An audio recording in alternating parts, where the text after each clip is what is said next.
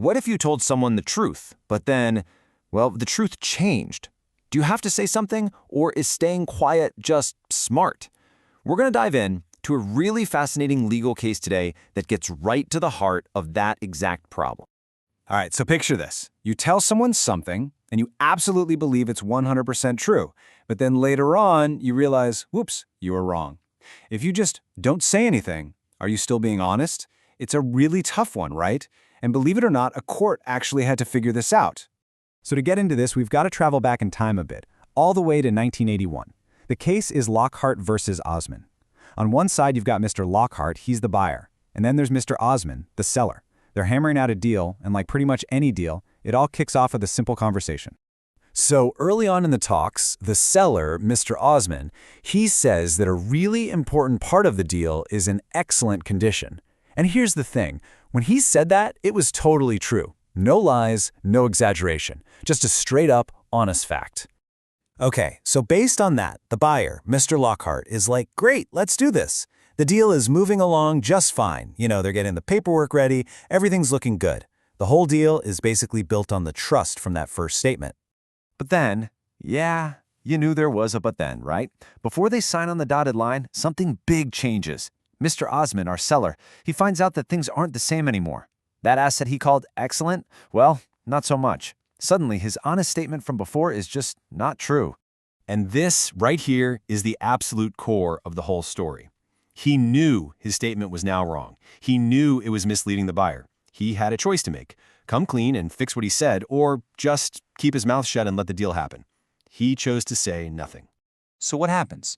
The deal goes through, but it doesn't take long for Mr. Lockhart to figure out what happened. And you can imagine, he feels completely betrayed.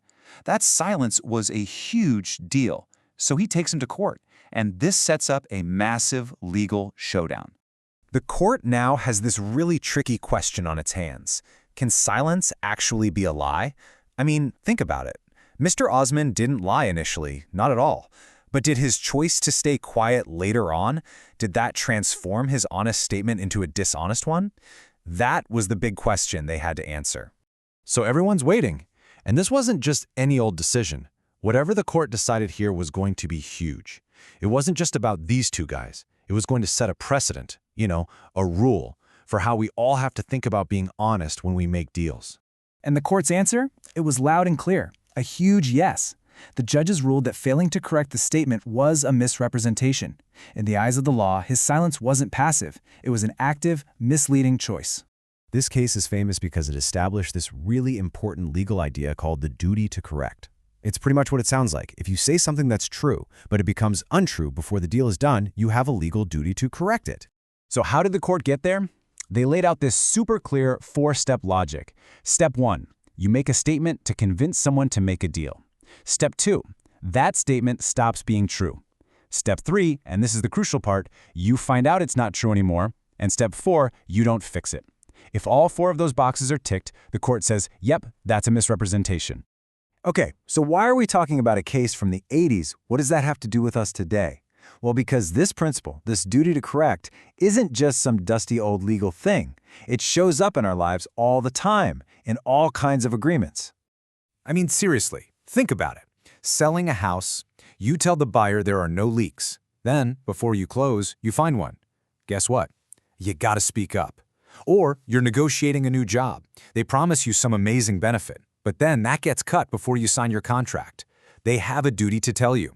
It applies to everything, from huge corporate mergers right down to selling your used car to a neighbor. When you really boil it down, the lesson from this case is pretty powerful. A statement you make in a negotiation isn't just a picture of that one moment. It's more like a continuing promise. It's a promise of truth that you have to uphold right up until the second that deal is finalized.